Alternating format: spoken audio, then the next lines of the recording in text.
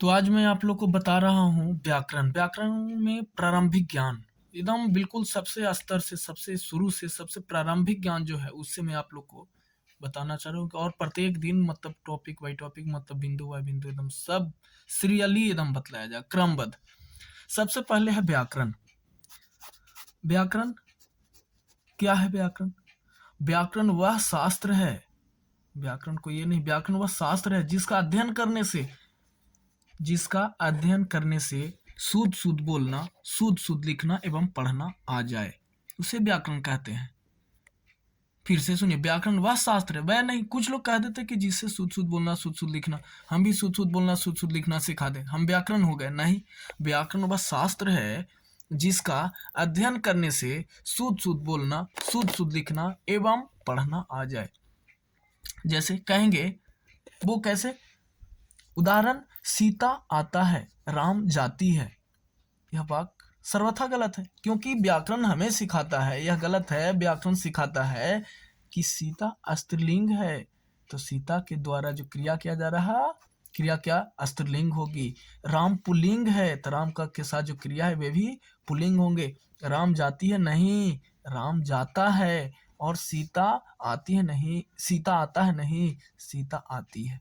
ऐसे होगा, क्योंकि कर्ता कम सार क्रिया। एक कौन सिखाता? व्याकरण सिखाता है कि यदि कर्ता पुल्लिंग हो तो क्रिया भी पुल्लिंग होंगे। ठीक है। अब जानते हैं व्याकरण जो ये है, इसको क्रमबद्ध देखा जाए तो व्याकरण जो हम लोग सीखते हैं, तो इसको व्याकरण को 5 भागों में बांटा गया है। व्याकरण के 5 भेद होते हैं: वर्ण विचार, शब्द विचार, वाक्य विचार, चिन्ह विचार, छंद विचार। जैसे ऐसे इसलिए जैसे कोई घर बनाते हैं तो घर में बनाने में जो जो सामान, सामग्री, वस्तु का उपयोग किया जाता, जैसे घर में ईंट होते, सीमेंट, बालू, गिट्टी, पानी, वैसे ही एक व्याकरण का ये जब बना रहे हैं तो इस सबसे पहले वर्ण, वर्ण यानी अक्षर, और कई अक्षरों के समूह को, अक्षर बहुत सारे अक्षर मिलेंगे तो एक शब्द बनेगा, और कई शब्द मिलाएंगे तो एक वाक्य बनेगा, और कई वाक्य मिलाएंगे तो एक चिन्ह बनेंगे, और कई चिन्ह तो एक छंद बनेंगे, यानी एक कहानी तैयार होगी। अब है वर्ण यानी अक्षर। अक्षर कहते हैं किसको? अक्षर, आ मतलब नहीं और क्षर मतलब नाश, जिसका नाश न हो, जिसका नाश न हो, अक्षर। वर्ण क्या है? वर्ण उस मूल ध्वनि को कहते हैं, वर्ण उस मूल ध्वनि को कहते हैं जिसका खंड या टुकड़ा नहीं किया जा सके, जिसका खंड या टुकड़ा नहीं किया जा सके, वो क्या है? वर्ण। ठीक है, जिसका खंड या टुकड़ा नहीं किया जा सके, वर्ण।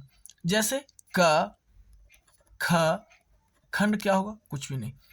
वर्ण, वर्ण है कितने प्रकार के?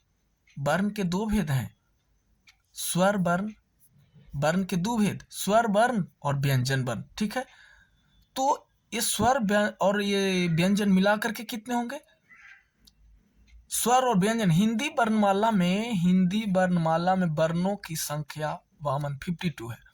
हिंदी वर्णमाला में वर्णों की संख्या 52 है।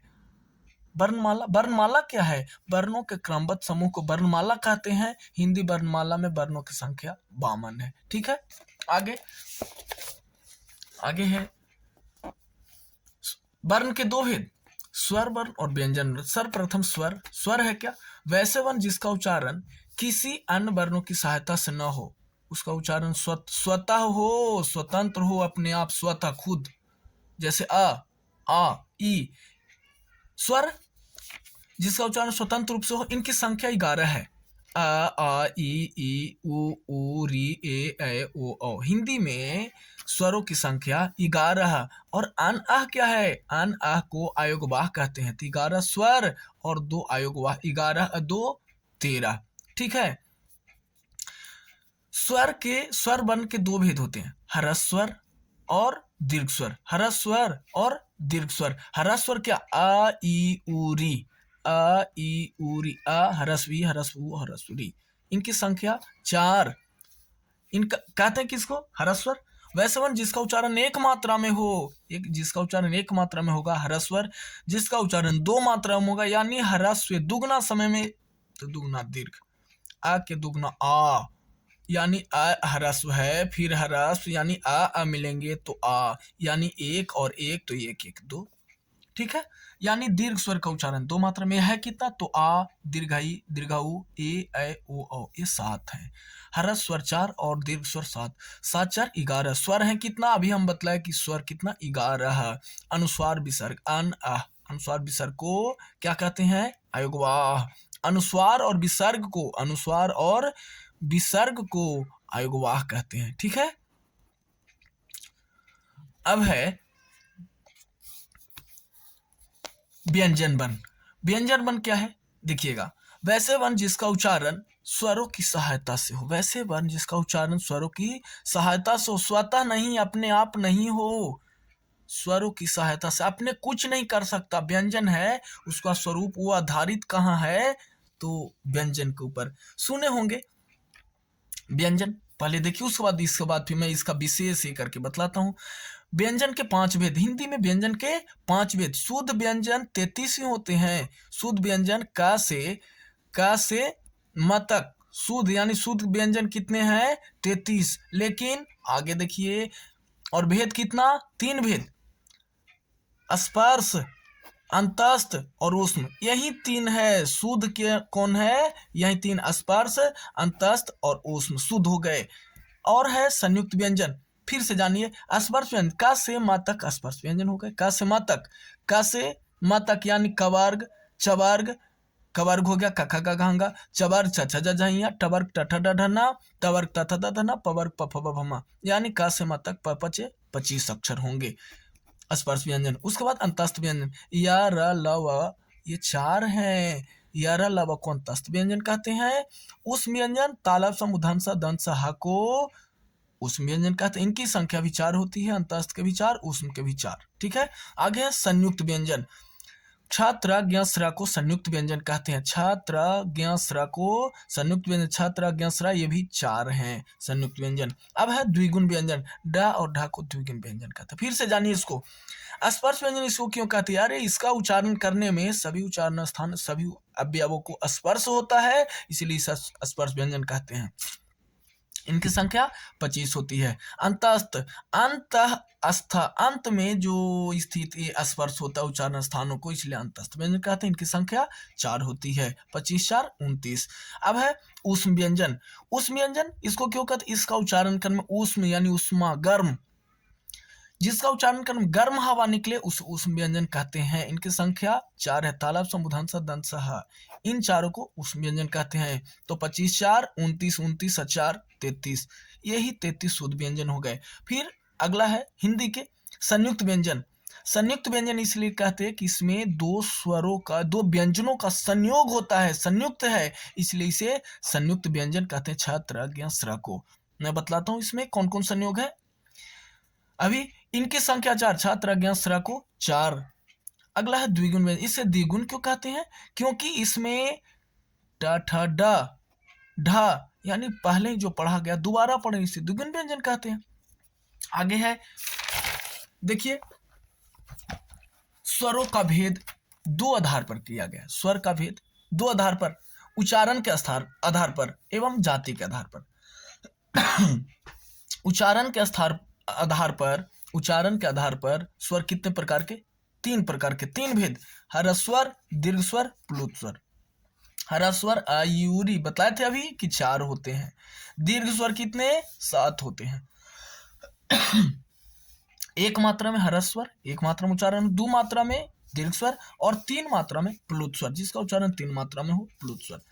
अब है जाति के आधार पर, जाति के आधार पर 2 भेद, एक सजातीय समान जाति का, एक विजातीय असमान जाति का। जैसे जाति क्या, अ का उच्चारण स्थान कंठ है, आ का कंठ आ समान जाति का हो गया। ई अरे एक थोड़ा छोटा एक थोड़ा बड़ा है, समान जाति का है।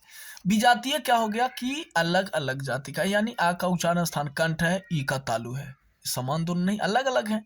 आ अलग अलग, आ का कंठ है, ऊ का ओष्ठ है, यानी अलग अलग उच्चारण स्थान है, तो इसलिए इसे विजातीय कहेंगे।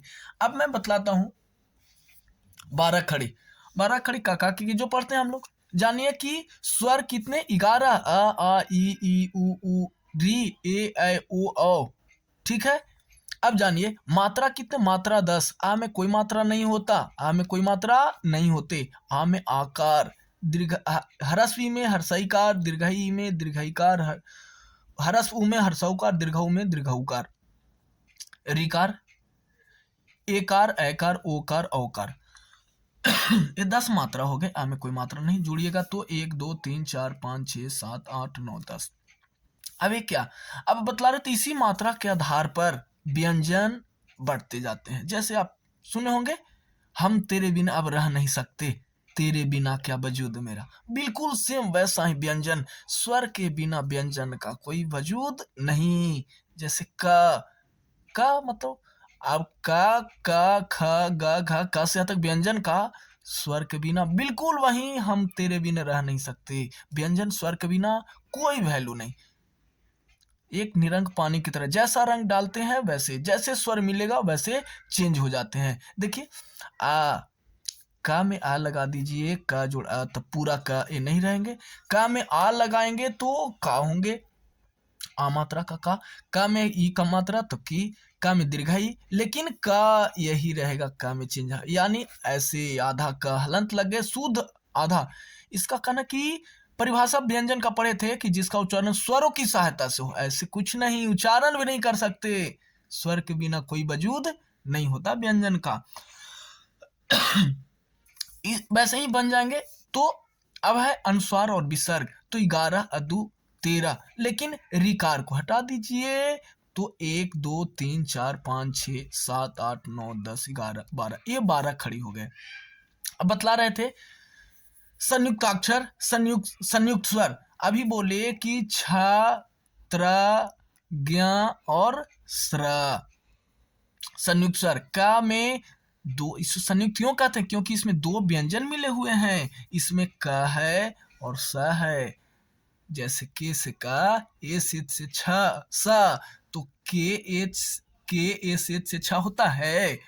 त्र में त और र, टी से त और से र, टी आर से त्र होता है।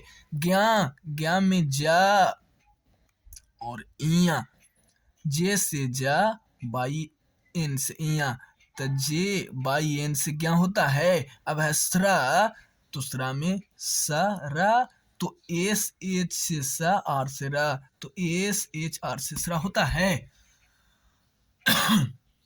ठीक है, और आगे मैं बतलाऊंगा आप लोग को व्यंजन के और भी आधार पे भेद, वायु के आधार पर यानी प्रयत्न के आधार पर।